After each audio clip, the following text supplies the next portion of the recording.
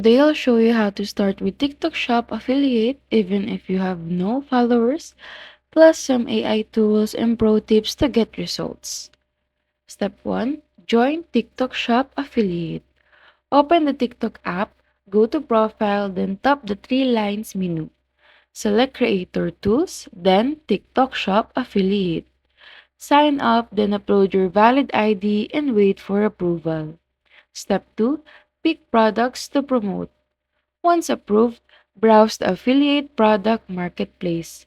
Choose trending, high commission items that fit your niche. Click Add to Affiliate to start promoting. Step 3. Promote without followers. You don't need a big audience. Create short review videos, unboxings, or even use AI tools like CapCut, text to speech, or AI voiceovers. Focus on viral formats, 15 to 30 seconds, clear hook, and strong call to action. Pro tips for beginners.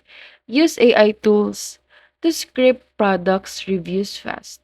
Post 3 to 5 videos daily to test what works. Add trending hashtags and catchy captions. Check your affiliate dashboard to track clicks and commissions.